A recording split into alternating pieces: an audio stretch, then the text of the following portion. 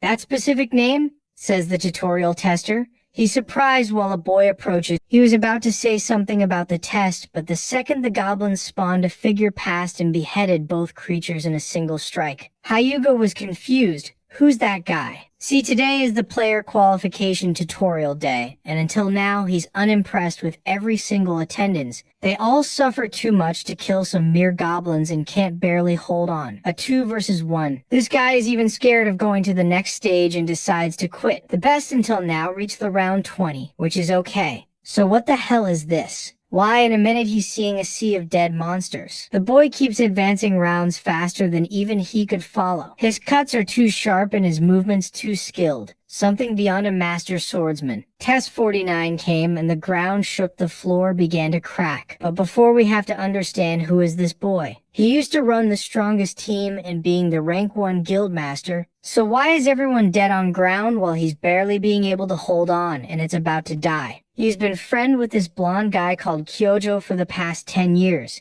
and even gave him a rare legendary item to protect him on this dangerous raid. All so they could succeed in the floor 8. But when the boss appeared and Narukami and his teammates went to fight it, Kyojo and his goons smiled. The perfect chance to get rid of the top guild had arrived while they were distracted fighting and this cute healer was giving her best. The fake friend suddenly appeared from behind and stabbed her. But why this guy is betraying Narukami if they are all trying to save the world? 10 minutes fast forward and Kyoji shouts that he hated how much they've helped him. He hated being in the shadow of Narukami and his top 1 Blue Eyes guild. But today that changes. That's what Blonde thinks, but he's not ready for what's to come. A lid hits the floor and a boy pops out of a trash bin, asking himself if this is Earth. He's now Hosoi Subaru at level 1, who has memories of people saying that he's a loser that don't come closer to the real Subaru that died 20 years ago. He then sees online info about the Blue Eyes Guild, and strangely still exists.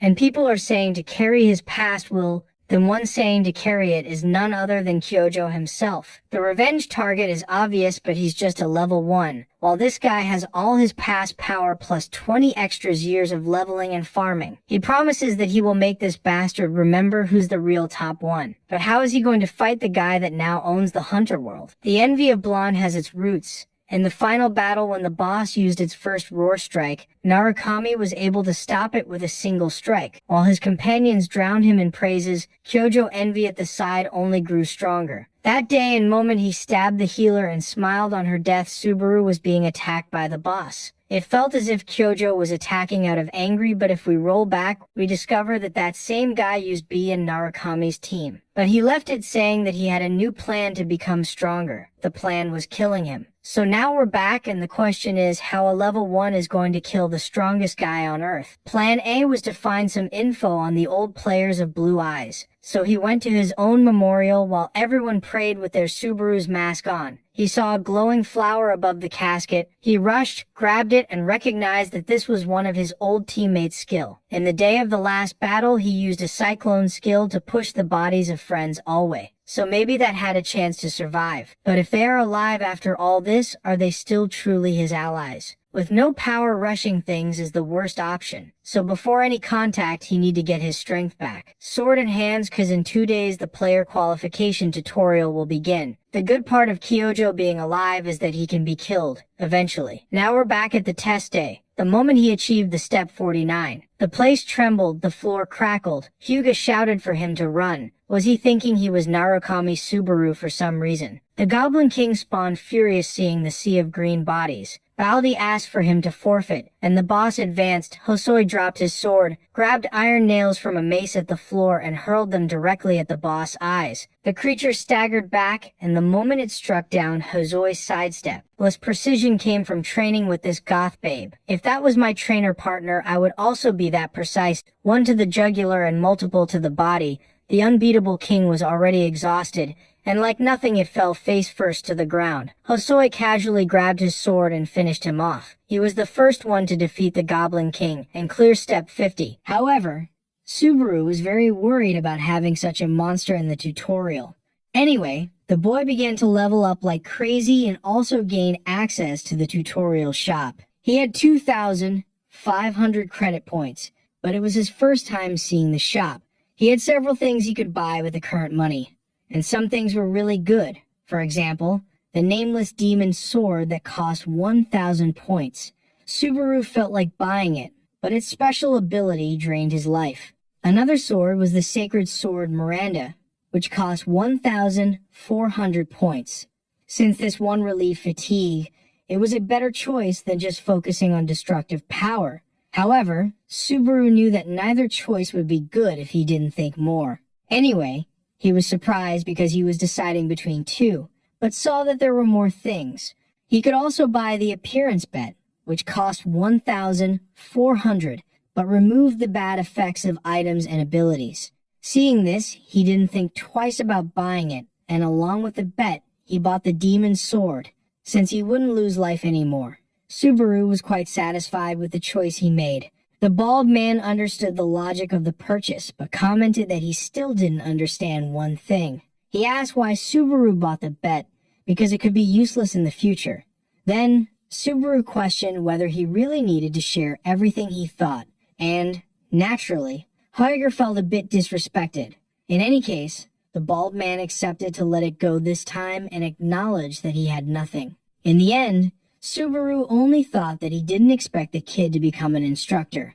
A long time ago, Helger was a fan, and he went to ask for an autograph. Subaru bluntly said he didn't have time for that. Then, the boy begged, almost crying, and said his name was Holger. Apparently, time had not been kind to make him bald so early. Anyway, Subaru said he didn't want to answer anything and asked for the results to remain a secret. Without hearing anything, Huger said he would teach the boy to be a good citizen, and asked if Subaru would join the Knights Guild, but he replied no. Hoyer panicked and tried to say how lucky the boy was to have an instructor guiding him. However, the protagonist simply went upstairs, leaving the bald man alone and sad. Seconds later, on the second floor called the Starting City, it seemed like a fair was happening. Everyone was selling their goods, but Subaru was worried. He had gained an impossible chance, a second opportunity to change everything. Having lived this once, Subaru knew he had to do things better than before. This was for his comrades who must be waiting for him and to finish his revenge. In the Starting City, there was a private training room. There, it was possible to test skills or equipment, and it was free to visit at any time. The receptionist pointed to training room number 1, but the protagonist asked to go to the 5th. The old man tried not to let the novice waste money, but Subaru insisted. Thus, he shouted nervously that whatever happened was his responsibility and paid 50 credits. In this place, the higher the number, the greater the difficulty. So, it was natural to offer an easier place for beginners. However, the protagonist wasn't really a beginner. He was well prepared for the 5th floor. After entering, Subaru grabbed the new sword, and it recognized the boy as its owner. All stats were temporarily increased, and the problem of draining life and stamina appeared. However, the greed skill kicked in, temporarily restoring a portion. Apparently, its level 1 wasn't enough to nullify everything. Then, the nameless demon sword began to absorb more and give back other stats. And at one point, the protagonist reached his limit. Without thinking twice, he used 10,000 credits to level up the skill to level 2. Now that it was a rank E skill, it could better withstand the sword's downside, although it still consumed life force. Once again, the protagonist's stats increased. Then, he ran to do the first test, throwing himself into the traps of the room. After a few minutes, the receptionist was already asleep when Subaru passed by the front desk. Waking up suddenly, he wondered if he was dreaming, because it seemed like that young man from before had just passed right in front of him. The receptionist got up trying to remember who it was, since only 10 minutes had passed. To be sure, he went to room number 5 to knock on the door, and he entered when he heard nothing, then was more surprised than ever, because the room was so destroyed that it looked like there had been an earthquake. The next day, Subaru stretched and complained because he felt his body as hard as a rock. The good side was that it was a weak demon sword, because a normal one would have been even worse. The negative effects had already worn off, thanks to which Subaru managed to use a bit of the power. With his current status, he couldn't even hold a demon sword. The compatibility of the skill he bought with the sword was great, and Subaru was already thinking that the greed bet would help with electric skills too. The problem was how he would improve it, because after leveling up, he was already broke. Having money problems made Subaru lament how messed up he was. Anyway, a person on the street comments to his audience that he feels a lot of nostalgia being there. He is a streamer who, after just receiving 1,000 credits from a guy named Alexandre, pours coffee on his own head. Subaru immediately thinks that this guy is crazy, but he looks online and finds a news article stating that 1-3 players is a streamer. Currently, there is a system where you stream and earn points in real time. Suddenly, someone arrives talking about the boy being there too. He says it's funny to find Subaru there. The protagonist starts to feel his body strange, as if he didn't like the person. This guy asks if Subaru is just going to ignore him, and the hero realizes he is afraid of him. The protagonist explains, trembling, that he also managed to get here.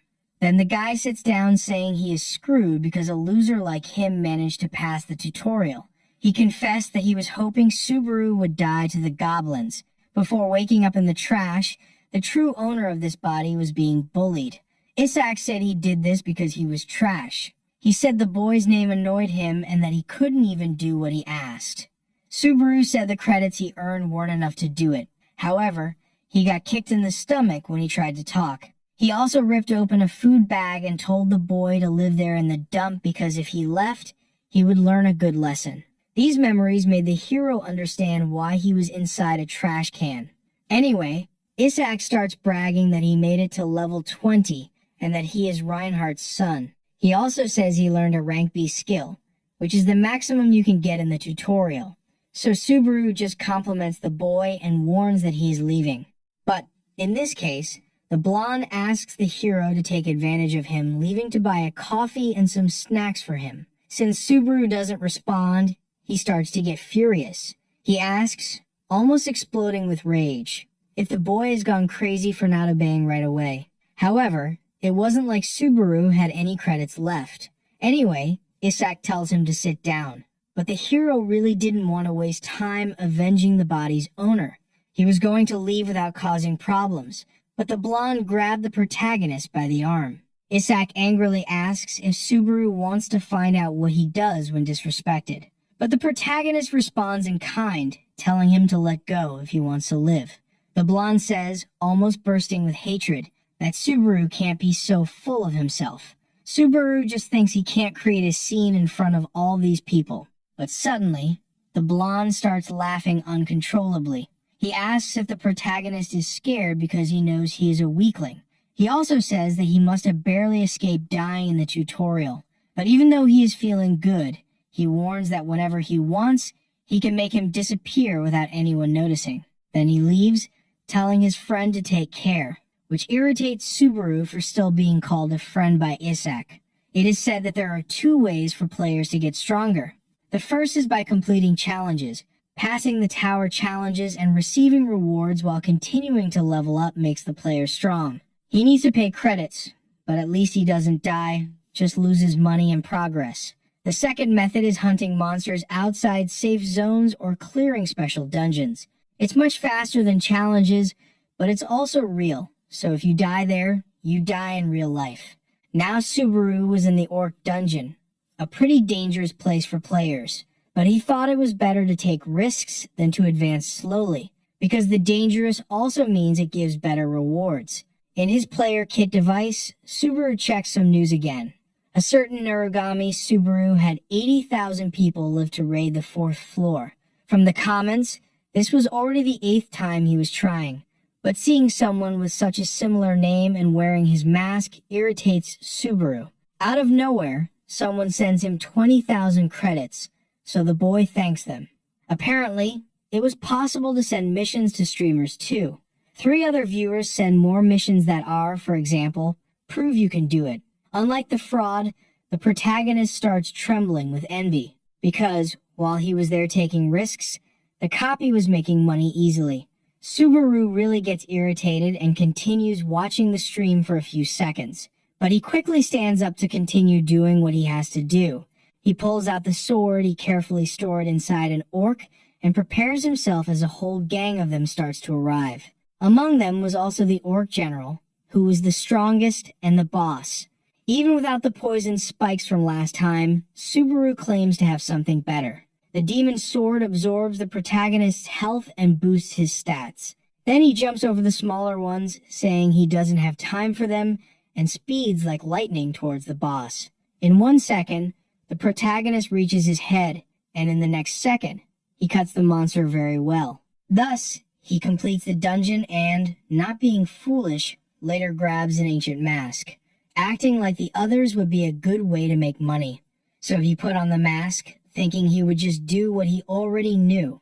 After all, among all these streamers copying the hero, he was the real Subaru. At the entertainment company Souten, Narukami-ku starts a stream and a girl watches it. However, at one point she screams in anger and scares her colleague, making him jump out of his chair. She is outraged that 5 people couldn't clear a dungeon. The friend asks what's wrong because the first ones were supposed to earn 1,000 credits. Then he explains that some guy named Subikichi messed everything up and that he might be a fan of Subaru because, while the real one was missing, the others were using his name. For her, despite living off this, the streams were dead because everyone was imitating Subaru. She also thinks it's disrespectful for these incompetents to risk their lives without knowing the basics. The friend asks why the girl gave up on the tower to work there then. After thinking, she replied that it was boring. In fact, the friend also shouldn't be talking much because he also gave up. He knew she had started climbing to meet Narukami-ko, and then lost motivation. Anyway, the girl screams that an excellent kid has appeared. However, since he was also wearing the mask, both nearly fainted. The boy asks why his colleague was watching such a lousy stream from the 2nd floor. However, she admits that whenever she sees someone wearing that mask, she gets a little curious. And she also charges the guy 1,000 credits for losing a bet. At the entrance of the 2nd floor, the protagonist thinks the place is nothing special. However, knowing there was a viewer made him feel a bit pressured. The girl on the account Louv Money asked if it was his first attempt, so Subaru replied that it was. Louv Money said it would be better if he didn't stream and focus on the first time, but there was already a bat monster there. But even with it coming at him full force, Subaru grabbed its head and slammed it to the ground like a sack of flour. Then the protagonist asked if Love was still worried. The goal of the floor is to clear the dungeon and escape alive. Another person enters the stream, but the girl keeps insisting that the protagonist shouldn't be greedy. So he thanks her but warns that there won't be any problems, because he also prefers to get stronger without relying on others. Obviously, everyone thinks he's crazy, and at least his name helps attract an audience. In the first match, a land creature goes straight for the hero's leg. However, he draws his sword and defeats the monster, saying that for now, he will rush quite a bit. He defeats the mud merman and earns 2 achievement points.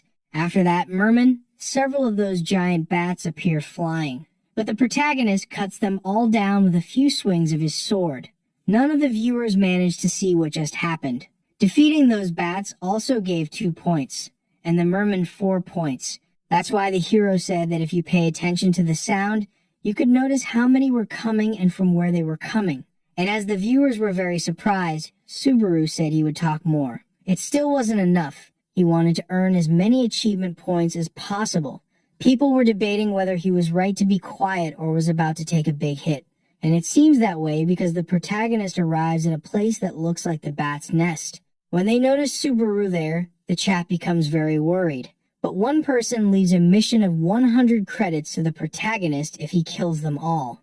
The people think the guy is trolling, but Subaru thanks for the 100 credits. Back at the streaming company, the boy shouts asking what his colleague is doing, focused on that. However, he apologizes, and even so, she doesn't pay attention, as she is glued to the hero's screen.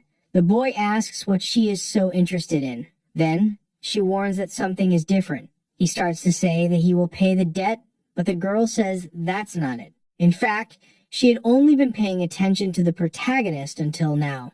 The boy really can't understand, but it made sense, because he was exploding all the monsters alone. So, that habit of paying attention to those wearing the mask paid off. In the past, Subaru was praised because, even when he was countered, his breathing and focus remained the same. To others, his techniques seemed light all the time, as if he already knew what the enemy was going to do. Then, the protagonist thought for a bit but replied that he had no idea he was doing anything, and it had to be explained that normal people couldn't imitate him. Shigeru also found it strange at first, and then Subaru realized that the key was making eye contact to make decisions. The one-eyed bats always attack by lunging their heads forward. Therefore, the more they have, the more openings they show, and Subaru takes advantage of this, using one to cut them all at once. For the viewers, the explanations were like, if you move your foot, you can walk. In the end, Louvre Money reminds the boy not to forget to collect the credits, but he fiddles a lot with the player kit and stays silent for a good while, until he finally admits that he doesn't know how to accept. The viewers can't believe he's so clueless, but Louvre helps the protagonist. So, the boy doesn't waste time and heads straight for the next objective. At the Suit and Company, the girl screams with happiness. She says this is very bad, but her face showed she was loving it. As the boy complains, she asks if he has ever seen anything like this before. He comments that the second floor isn't exactly easy, but the girl disagrees that this makes the hero any less amazing. She becomes so dazzled that she starts to believe it's destiny. And she also accidentally guesses that the boy is the reincarnation of Murakami Subaru, like in manhwas. When the subject is Subaru, the girl gets dizzy just talking about him. But the friend named Saigen cuts her off before she starts thinking about going after the protagonist. That was exactly what she wanted to do, but Saigen was thinking like an investor. He said that if they talked about this to the boss, they would get scolded, so the two argued. But Louvre gave up just for now, because she continued watching the hero's live stream. Finally, the protagonist is in the most important area of the dungeon. There was already the final place to complete it. Then, he leaned against the gates, and they opened by themselves, revealing a monster that was sleeping inside. That monster was the warrior wolf named Greg, the boss of the floor. The mission's objective was to earn the respect of the warrior wolf through a test. The system never said this was a monster to be hunted.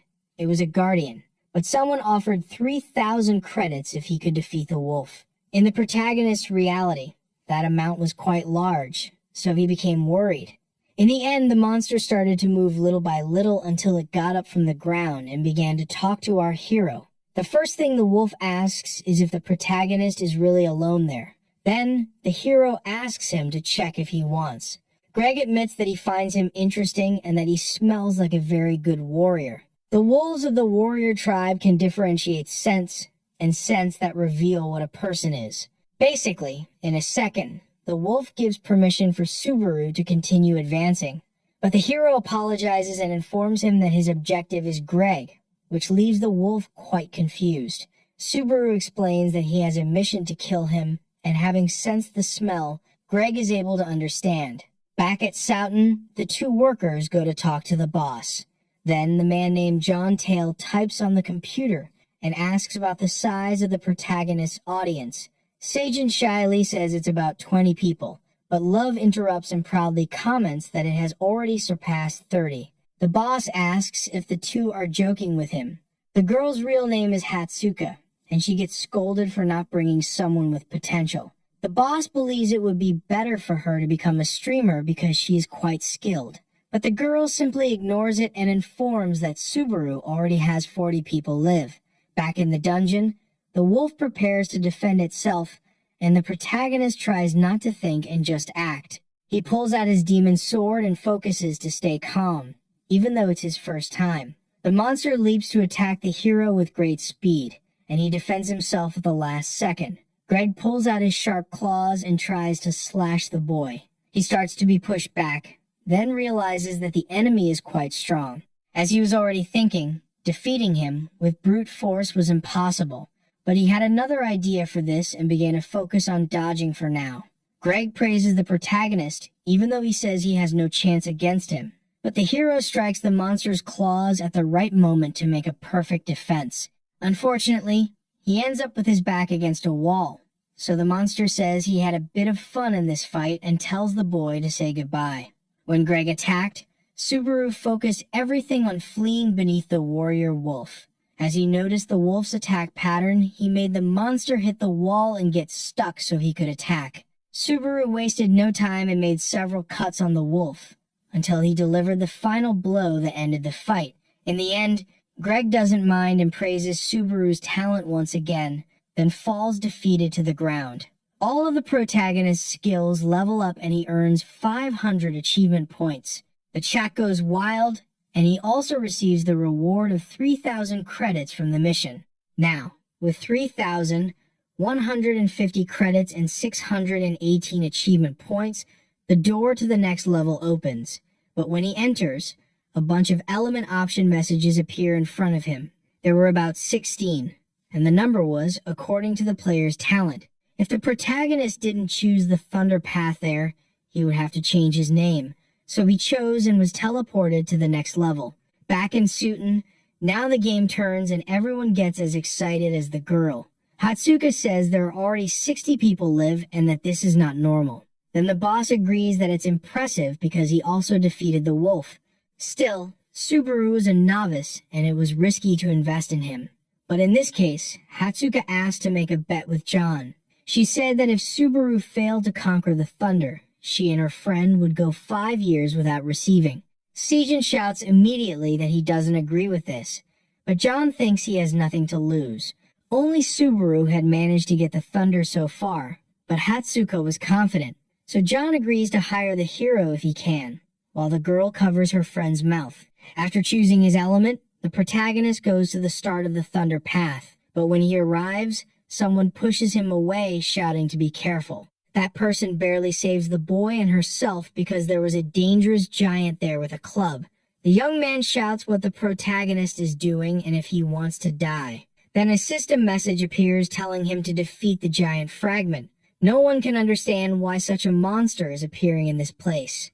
This was a giant that should only appear in the second half of the challenge, so the hero thought that killing Greg had changed something. The giant slams the ground with its weapon, but the protagonist manages to dodge somehow. That young man from before keeps saying they barely got away, but the protagonist focuses on finishing this quickly before they try to interfere. The giant leaves an opening when it raises its weapon, so the hero dodges, and when the monster strikes the ground, he uses its arm to jump very high, until he reaches the monster's head and goes for its neck. Then, in the neck area, he plunges the sword and ends the fight without even breaking a sweat, telling the giant to be quiet. But he didn't even need to say that because after being defeated, it would stay silent forever. When the giant is defeated, the system announces that the 4th stage has been cleared. The protagonist's level increases along with other stats, and he gains an item called Giant's Heart. That boy who tried to help the hero is confused, just like the people in the broadcast. The young man started to speak more politely after seeing that scene. He also asked who Subaru was, so he said he was the one who came to defeat the giant. Sometime later, in the city, the protagonist spends some time looking at what they are saying in the player kit. Everyone wants to see the item he won, which is probably rare. Then, as he is also curious, he tells everyone they will look together. He takes out of a subspace the giant's heart, which is a rare ring that increases vitality and regeneration. He also gets an armor called Thunderclap, which has thunder power. A viewer named Lovenarukama Subaru donates 5,000 credits for Subaru to get the thunder, so he thanks and several other people also put a lot of credits into this mission, which makes the protagonist even more motivated to succeed. As so many people were so eager, Subaru began to recognize only now that he could have been special in the past. Finally, suddenly someone knocked on his room door. That boy from before entered along with a blonde knight in armor. He apologizes for the delay and informs that he brought the captain of the night village, Sir Peleus. The two greet each other and start talking about the giant attacks. The young man explains that the knights stay alert 24 hours a day, and that the citizens do too. That's why he received Subaru so poorly. This time was tough. Because the protagonist protected lives while he was away, Peleus thanks him, but the hero says he only did what he had to do. Peleus is the face of the village. He is a brave knight who faces the giant race. Changing the subject, The knight comments that they have already found the giant chief and that they want to risk their lives to end this once and for all. Then the two bow to the protagonist, asking him to help save the village. Everyone in the chat comments that they don't want Peleus to die. But Subaru remembers that, according to the story, in the next stage, the night doesn't end well. Anyway, he asks the boy to lift his head, and saying he understands, he says he will help with everything he can. Thus, the knight thanks him, and the fifth stage begins. By late afternoon, a bunch of warriors go with the protagonist to the giant chief's location. Then he looks at the player kit. It was full of comments, and the views were increasing.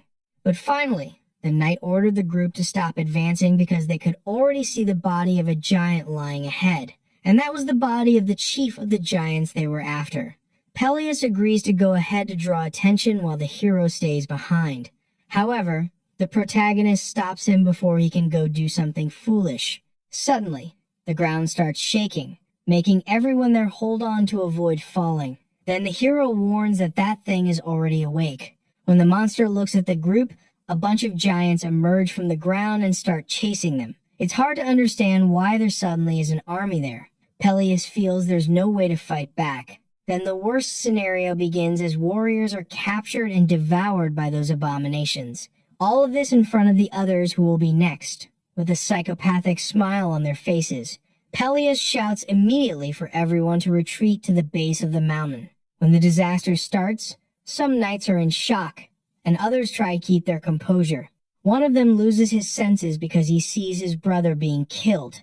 Then Peleus shouts for everyone to run, saying it's an order. He tells the guys to think of their families and the village because if they die there, it will be the end. In the end, only Peleus and Falcon remain on the front line, but the protagonist also stands firm without moving a foot back. The blonde shouts that he needs to run too and lead the knights another day. But the protagonist says that he is the one who should be saying that. He asks why the blonde isn't running and explains that he won't be able to fight at full strength while the knight is there. Peleus tries to say that he can't run and leave a foreigner to handle it alone, but the protagonist insists, so the blonde goes out to try to gather some reinforcements. And since he owes his life to him, he hopes Subaru comes back safely. The giants all stand up, focusing on the protagonist, but he doesn't let himself be attacked first and starts running. He shouts that he will be the opponent of the monsters and quickly cuts the leg of one of them. Then he cuts another giant that was also nearby to reach him. The monsters begin to look more at Subaru because in the blink of an eye, he had already defeated two. Even if that was just a test, the hero didn't want to be the one left behind. While the fight happens, the blonde runs nonstop, but at one point, he feels angry with himself for having accepted to flee. The protagonist Chad doesn't believe he will actually fight. In theory, Peleus was going to die there, but Subaru knew he could already save everyone. So he continued on the battlefield and defeated two more monsters with one attack. Swinging his sword nonstop, he sends another one to the sky, and the demon's sword continues to absorb energy. Subaru starts to get tired, so he runs to clear a path and find the chief soon. Using the bodies of the giants to propel himself forward, he jumps over several smaller monsters and lands on another, but he doesn't stop. Subaru keeps jumping from giant head to giant head, and his equipment helps his stamina. He really needed to find the chief, and by the luck of fate, he managed to spot him in the midst of it all. The chief also seems happy to kill the protagonist. Subaru becomes more worried because if he doesn't finish the fight now, he will die. So, while the monster prepares an attack, he hopes it works. Subaru snaps his fingers to activate the thunderclap ability of the armor. The thunder hurts the giants, but what drives them crazy is the sound, so they all start thrashing around. Since even the boss can't escape this, the protagonist jumps over him, and not missing the chance, drives the sword into the giant's neck. It was such a quick move that the monster couldn't react, so it just fell backward, and the system notified that Subaru won. All the protagonist's stats increase significantly, and the chat is left in awe. For Subaru, if this were a normal manga, the protagonist would strike a cool pose, but the weather was turning bad, and the greed bet could no longer restore stamina. Even after clearing this stage, the The monsters do not disappear until the end of the exam. Continuing now was a situation the protagonist was not prepared for, as he had almost fallen there. However, since stage 5 was completed, the sky closed, and a giant black thunder fell on Subaru from the clouds. At the same time, everything is happening. In a cabin in the middle of the forest, Rina spends some time sitting watching the player Kit. Shigeru arrives and asks what she is doing. Then she says she is enjoying the breeze. Shigeru agrees that Rina should enjoy it because soon the end will come for them. When she tries to talk seriously, her friend ignores her. Then the girl becomes curious to see what the other is watching that is so interesting. Rina shows that she is watching the live stream of a guy named Narukami Subaru. But just by Shigeru suggesting he might be the leader, Rina gets irritated. She says he is just an annoying streamer who is on the second floor. And she remembers what her friend said. If Subaru had survived, Kazuki would be screwed by now. Rina knows the leader is dead and wants her friend to accept it too, but she disagrees. Rina shouts, asking how long she thinks the hero will hide.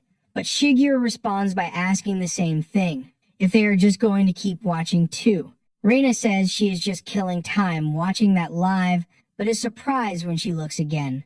Then Shigeru also looks and makes the same shocked face.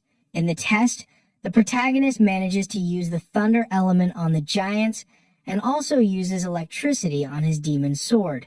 Then he becomes much stronger and cuts not just one, but all the giants that come near. When he finishes, Subaru realizes he won't have the strength to walk back. He defeated the monsters, but he was wrong to push himself too hard. Fortunately for the boy, he wasn't alone. Peleus really went to get reinforcements, and when he found the hero there, he ran to help him. But the protagonist couldn't even talk and was closing his eyes until he fainted. In the entertainment company, there is a tense atmosphere because they stopped watching the broadcast. Seijin and John try to think of a way to comfort the girl, and she seems to be crying, but in reality, her face was just red from embarrassment. She had sent a message to the hero and didn't want him to think it was just business. However, Seijin remembered it was indeed a work contact. Hatsuka shouts that she is much more a fan than a manager, so it's normal. And changing the subject, she says she already told that to the director. The thunder power that only Subaru had was now his and this new player's. John has no doubt that the boy did something worth paying attention to. Suddenly, Sagan announces that the hero read the email, and Hatsuka almost faints from excitement. But, unfortunately for the poor girl, he only viewed it, so the girl's enthusiasm went down the drain. On the same day, a streamer specialized in analyzing player combat prepares to work. Hokwai has gained a significant position with his opinions and tutorials on how to defeat enemies. He watches various videos of players with great attention, including Kurokawa Amon, who recently entered the blue zone, and also Kazuki, who is now the face of the players, will have his skills analyzed. Hokwai acknowledges that Subaru is a legend, and there is no one better to think of. So he thanks all the viewers for being present and announces that today's topic is about Subaru. Hokwai goes to see what is happening in the live topics and ends up on the protagonist's stream. Even he becomes worried about the hero's ability, who is using his new powers very well. Hokwai explains that the hero is controlling the flow and putting the necessary force into the sword without wasting energy. The streamer can't see anything to criticize and realizes that people don't understand this. He then comments that he will become someone important and that they should be paying attention. In the end, Hokwai almost forgets to use the unique ability, but with hawk eyes, he says that the boy's control must now be better than Subaru's at his peak. The next day, the protagonist wakes up startled.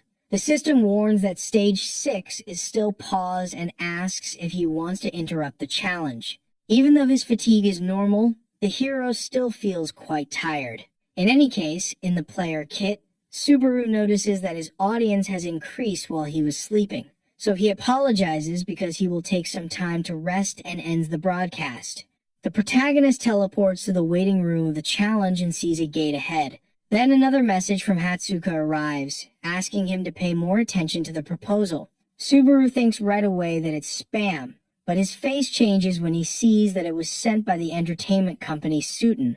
Later, Back in the city, Subaru looks at the player kit. He learns about the company that invests in players, which is quite large since it works with entertainment. The affiliated streamer from Soughton, Hokwai, praised our hero so much that it was going viral. Subaru notices that the comment section is a war zone, but he's also happy about the compliment and thanks Hokwai for his good taste. Outside where the protagonist is, Isaac starts to approach. When he hears the news from Hawkeyes about the hero having potential, he gets very angry because the boy is only on the second floor. Isaac has to control himself a lot to avoid losing it, but when he enters a tavern, he becomes much happier because he finds the protagonist inside. Isaac tries to talk, but Subaru ignores him, so he goes to the table and throws the hero's hot coffee cup on him. After getting attention, the boy apologizes and pretends he is just now seeing the guy. Isaac comments that the second floor is quite a small place, but the hero still doesn't pay attention. Therefore, the blonde asks again for the coffee and the sweets he requested the first time, but he gets furious because Subaru is about to leave. He shouts that he warned last time what would happen if he kept doing this. Then he grabs the protagonist and tells the hero to apologize if he doesn't want to die. But the hero pushes Isaac's hand away and says he doesn't have time for this nonsense anymore. He squeezed so hard that the blonde's hand almost broke. Thus, Subaru leaves, saying it's his payback for the coffee the other spilled. Isaac tries to stop him, but Subaru doesn't look back and slams the door in ignorance.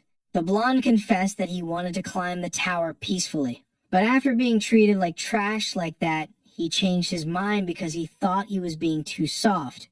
Outside the cabin, the protagonist looks at the kit and sends a message to someone who will receive it at that wooden house in the forest, because he had sent the message to Rena asking to meet. In a dark cave on the second floor, several monsters have been defeated by the protagonist. He prepares to enter the boss room, which is where the Lizard King is hiding. The protagonist's greed bet is already at level 3, so he is getting used to it. Suddenly, a spark of fire turns into a giant lizard called Salamander, which is the boss, and he runs like crazy. To avoid an accident like last time, Subaru wanted to test the lightning to see how far he could go. First, he puts the thunder power in his feet and jumps high to cut Salamander.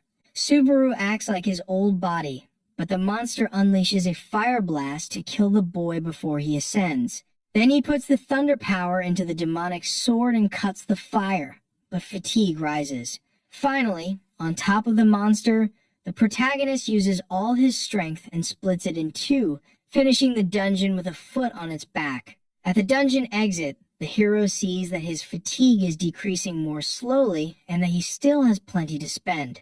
The problem was that to increase the greed bet, it was now 40,000 credits.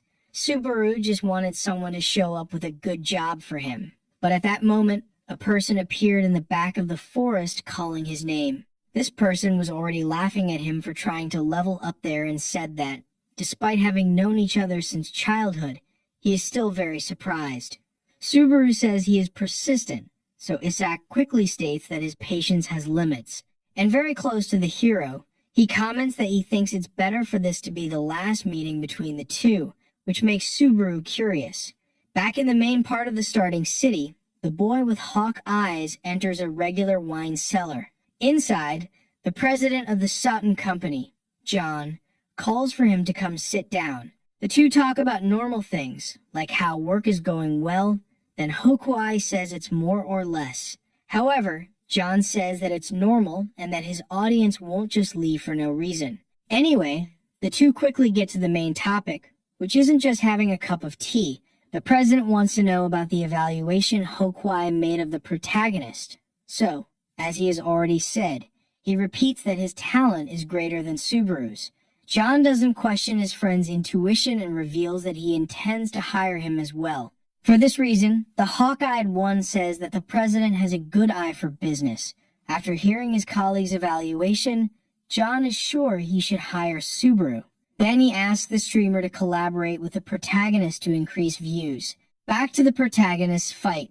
Now only the two of them were there, and the hero agreed without fear. Isaac starts saying that bad things happen when you enter a dungeon alone. He also mentions that the boy got this far by luck, mocking him for wanting to be Subaru. In fact, the blonde wanted the name of the blue-eyed leader to disappear because everything about him irritated the boy. Subaru feels a bit exhausted, living in a time when everyone has some feelings for him. So he asks why the villain is so obsessed with bothering him. Isak immediately says it's because of the name, but Subaru replies that everyone seems to like his name. To explain, the blonde reminds him that the protagonist knows who his father is, but the hero still doesn't understand. Then Isak says again that he is Reinhardt's son, which makes Subaru remember the saint of the one-hit sword. In the past, the protagonist won a fight and caused a huge uproar. Subaru, from the Blue-Eyed Guild, had suddenly appeared and defeated the ranker Reinhardt from Runeterra. All of this with just one attack and in less than a second. Then Reinhardt wanted to keep fighting, but after trying to get up, he fell flat on his face. In the present, Isak again shouts for the protagonist not to say his father's name. Subaru still tries to understand if the hatred is because of his name or because of his father, and he also tries to explain that Hosoi Subaru suffered a lot for having that name. However, the blonde gets tired of listening to this nonsensical conversation and creates a ring of fire around the two. Then, with his hands full of flame magic, wanting to end this quickly, he tells Subaru to shut up and just die already. Isak says he hates Subaru and also hates how everyone treats him like a god, although, from what he knows, it's because of him that his guild was exterminated on the 8th floor. Isak says that's what they deserve and hopes they are burning in some hell right now. The blonde throws a fireball saying that the hero's luck ran out when he was born with that name, and it explodes on top of him. Isak huffs in exhaustion, complaining that he didn't control his strength very well, but he's happy just thinking about going after the masked streamer next time. Then, when he hears the word masked, the protagonist emerges from the explosion wearing the mask and asking if they are talking about him. Isak screams that it's impossible for the boy to be fine after taking that fireball to the face, but the protagonist says he doesn't like it when people shout, and even less to hear an idiot like the blonde. Then he punches the boy right in the stomach, making him fall to the ground on his knees.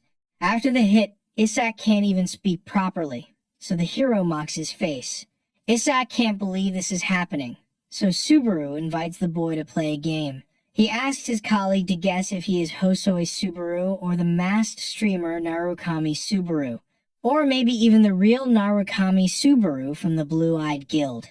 Isak starts to understand that the protagonist is the famous boy from the streams, but for a loser like him to get the thunder element, he doesn't think it's a big deal. He says that a nobody like the hero won't be able to win at this level, and because of that, he says it means he is superior to the real Subaru of the blue eyes. Isak lunges at the protagonist, exploding with rage, but now Subaru reacts brutally, cutting the boy's arm. While the blonde tries to understand, the protagonist asks how he is so confident. Isak is still very confused, but then he starts to remember when Subaru talked about Hosoi's suffering as if he were another person, and he ends up discovering that the protagonist is the real Subaru, but it didn't help to find out before being completely cut off.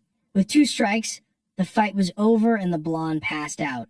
Then the hero said that this would be his thank you for borrowing Hosoi's body. In a regular restaurant, people comment on having a Subaru fan there. They feel secondhand embarrassment and see that he is doing a live stream. After thinking a lot, the hero understood that wearing this mask all the time was good so enemies wouldn't know his identity. And finally, the person he was waiting for appeared. Hatsuka says it's a pleasure to meet him and mentions that she was the one who sent the message.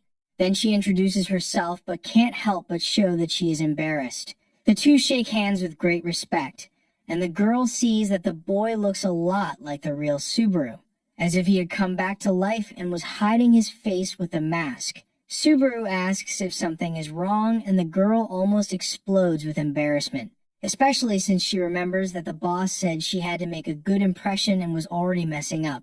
She starts scratching her head out of stress. Then the protagonist strikes up a conversation asking if she's a fan of Subaru. As Hatsuka says yes, the hero tries to downplay himself, but she also mentions that she is a fan of him. Hatsuka proudly says that, in fact, she had been watching his live since there was no one else, and that she was also very worried when he entered the giant's trial. In any case, the protagonist thanks her for her support. Hatsuka starts to say that it was destiny, and that's why she sent a message through the company's profile. Anyway, the girl controls herself to be more professional and talks more about the contract. From commercials to events, she says the company will do everything possible for the hero's brand, and what he has to do in return is just keep streaming. Subaru asks if every streamer has such a good life, but the girl explains that he is special. Anyway, he interrupts Hatsuka, talking about the conditions to ask if all the managers are also like her. Then the girl tries to say that they are better because she doesn't know if he is liking it or hating it. While the girl thought she was in trouble, Subaru was just seeing that her level was high. That's why he stayed quiet, because if a company manager was so strong, he had to become much more powerful. Hatsuka becomes increasingly sad, but suddenly the protagonist says he thinks he can trust her, and he extends his hand to formalize a contract with the Suiten Entertainment Company. Then the girl thanks him for his trust, almost crying with emotion. The next day, the protagonist opens a live stream and 703 people join to watch. He goes crazy that the views increase so much overnight, but Hatsuka was working for that, so he calls the audience to have fun with the show he is going to give. The protagonist starts the 6th stage called Legend of the Thunder Path. On a rainy day, inside a tent, the group of knights is preparing a plan to advance further. Peleus asks if the protagonist is already there. Then Falcon says no. Another one asks if they can trust him, and a colleague says it's hard to believe that a foreigner defeated the giant chief alone. 2 more say that the blonde can't be that naive if he didn't see him fighting. But Peleus shouts for the 2 to stop talking nonsense, and just when they were talking about Subaru, the boy appears. Peleus immediately goes to check if he is okay, then the hero says he is fine. In the eyes of the others, the protagonist's mask is quite suspicious. The hero realizes that the others don't believe he defeated the giant. He remembers that Hatsuka agreed to make a position to mute his microphone, so he only tells the NPCs that they are being very arrogant. Before anything else, an older knight thanks him, saying his name is Dale. Subaru says it's a pleasure, and the old man says he was defending the village when they were attacked by him. The hero immediately asks if there is anyone more powerful than the chief. The old man says that the true giants who once fought against the gods were sealed somewhere and disappeared. So, those that exist now are remnants of what were the best. However, Dale almost goes crazy talking about the giant that appeared after the hero killed the chief. A very heavy atmosphere fills the room, but the protagonist thinks it's simple to fight against him. Dale doesn't have the courage to ask for help and says that the hero is confident because he hasn't seen him yet.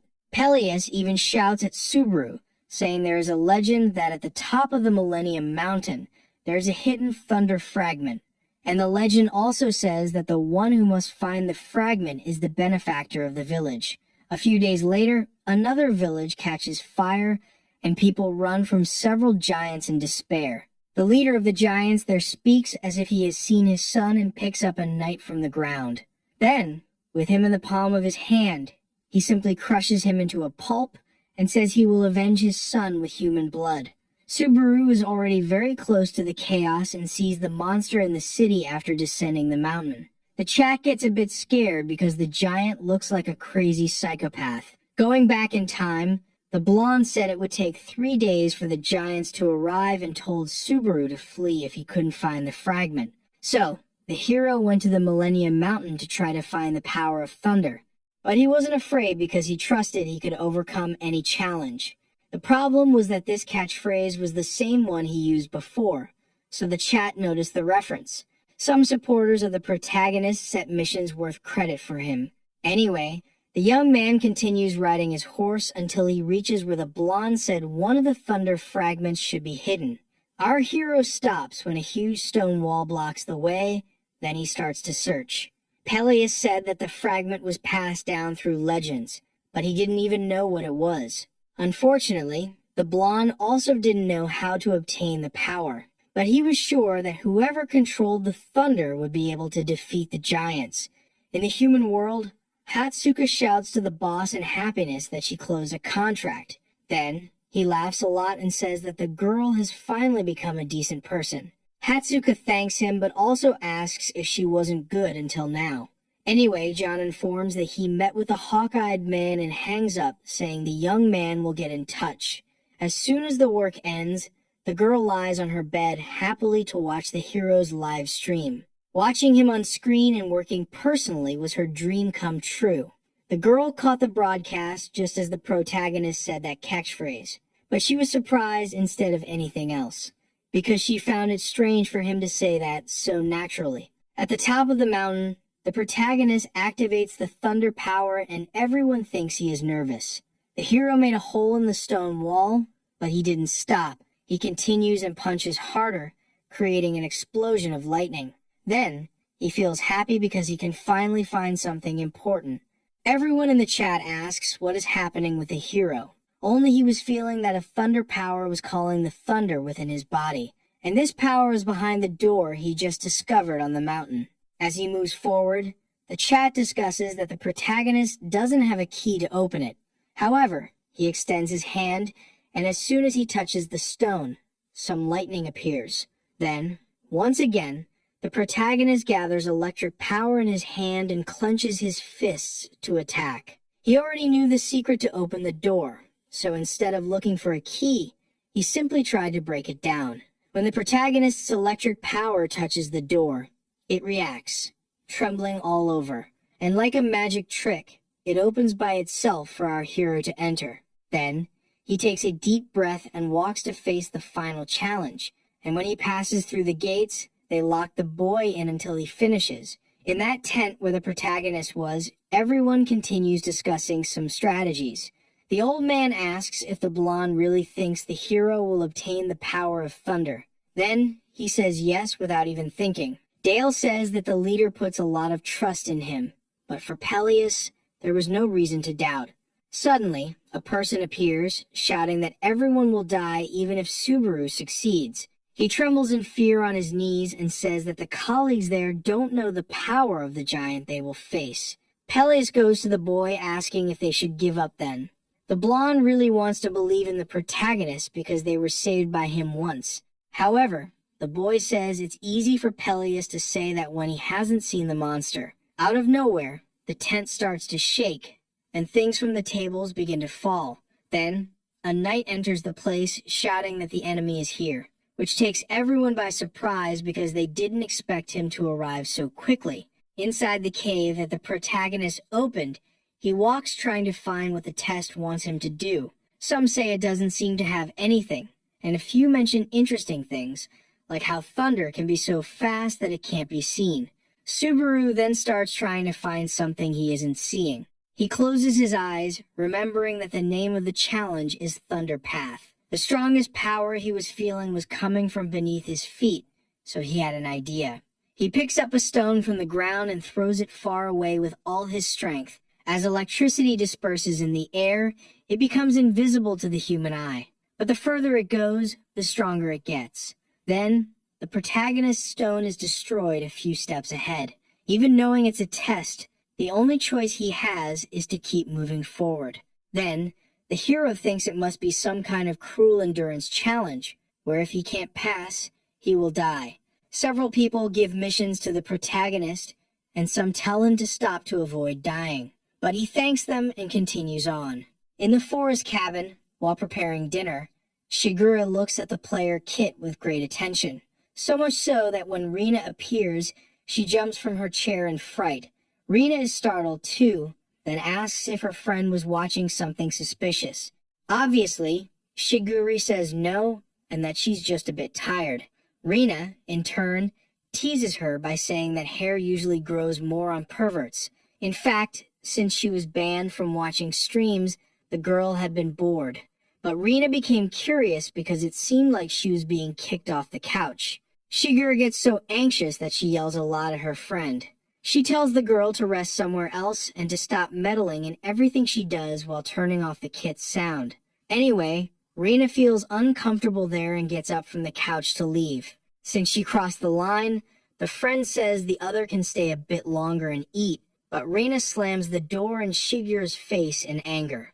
In any case, now Shigure can go back to watching the stream she was on, because if Rina had seen that she was watching this, it would have caused trouble. The girl thinks that even if they were different, Subaru wouldn't forget them, and it catches her attention how the protagonist behaves just like the leader, except for the part where he seems desperate for credits. In the end, the girl got distracted, so Rina's hand touched Shigure's shoulder, asking if she thought she wouldn't notice. And just by the girl's expression, it was clear that she was furious. In the Thunderpath cave, the protagonist continues to proceed very carefully. But there comes a time when he starts getting electrocuted, and there his progress is only at 2.3%. Subaru can only endure because he feels a familiar sensation, as he had to deal with this several times in the past. With 3.2% progress, it becomes clear that he still has a long journey ahead. But he pushes on, because now that he knows the objective, he just needs to be resilient enough. The people in the chat don't understand why he isn't running, because they aren't feeling his pain. Obviously, reaching the goal is the main thing, but if possible, the hero still wants to explore something else in the cave. Watching the stream from his home, Hawkeye's pays close attention to everything. He remembers that John said to collaborate, and that was something the boss didn't do. John mentioned that when it came to succeeding in a stream, it was only possible to control half of the things. Hawkeye knew that popularity would be measured by the types of players that existed.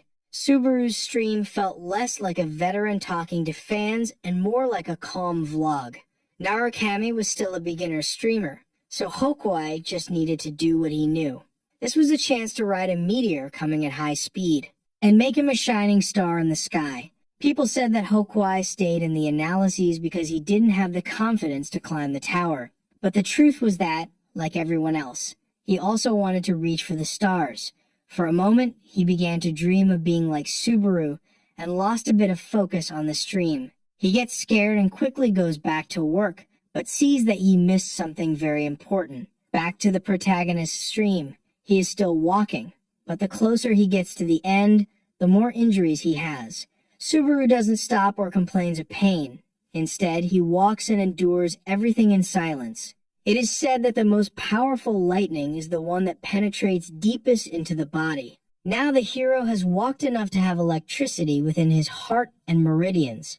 With progress at around 20%, the meridians are opened and the hero gains a point of magical power. Random meridians are concepts of power, and just as the smaller meridians are like veins running through the body, opening them is like unclogging the entrances.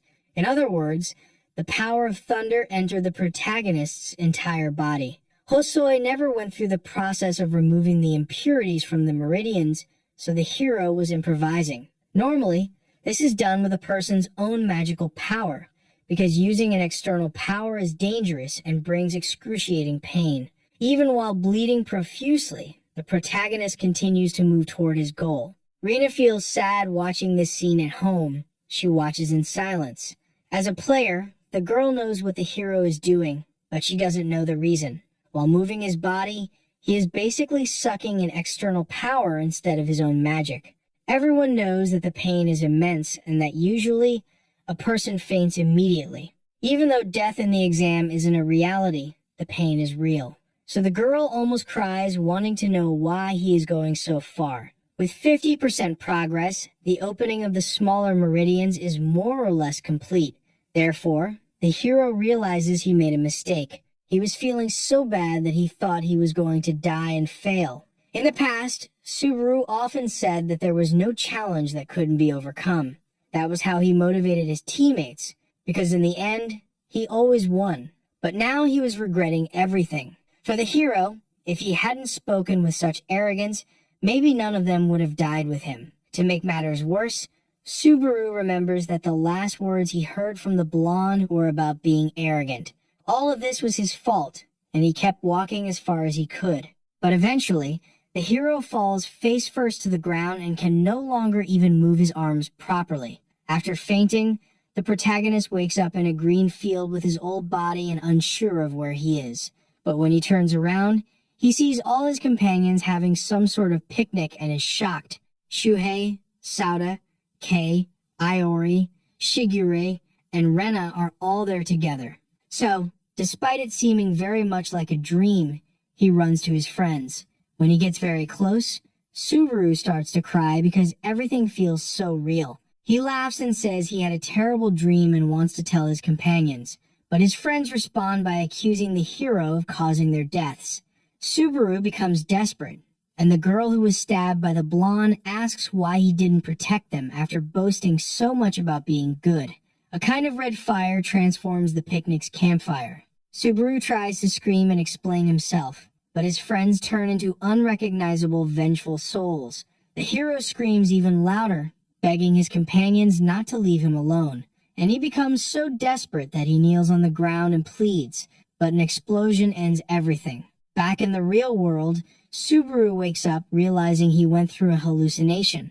With progress at 97%, he is still very injured but close to the end. So, despite the hallucination being bad, he is grateful for remembering the reason he is alive and what Kazuki did. In the test village that is about to be attacked, the entire population stands with the knights prepared to defend themselves, even though they are terrified, because at least one of the giants has already passed the wall. The knights are trying to find where the real boss is. They also say that the hero must have fled, but Peleus shouts that he hasn't. First, they entrusted the future of the village to a stranger, and then they doubted the leader. That's why the blonde asked if the complainers weren't ashamed to call themselves knights. Dale quickly states that the leader is right, and that before blaming anyone, they need to protect the village. He draws his sword with magical energy and asserts that knights must protect and not be protected. Then, taking the front line, Dale and Peleus rush to face the monsters, willing to die with honor. At that moment, the protagonist finally reaches 99% progress. He manages to see a kind of core of electrical energy and guesses that it is the objective of the test. The problem is that his fatigue is also almost at 100%, but being so close doesn't let him give up. Back in the battle at the village, Dale runs at full speed, and using his sword, he cuts the leg of a giant. The monster screams in pain when hit and tries to grab the old man, but fails. Then the blonde comes from behind, asking his colleague to leave the rest to him, and climbs up the giant's body. Thus, when he reaches the height of the neck, he jumps over and cuts the giant from all directions. The giant is exterminated in a second and falls backward, defeated, unable to do anything. Seeing this makes the knights start to have a little hope. They go to the monster's body to vent their anger and fear. Then Peleus says that now that they have killed the most powerful giant, they can rest. But Dale, unfortunately, warns that this was not the boss they were talking about. While they still don't know, the other knights are surprised by the ease of the challenge.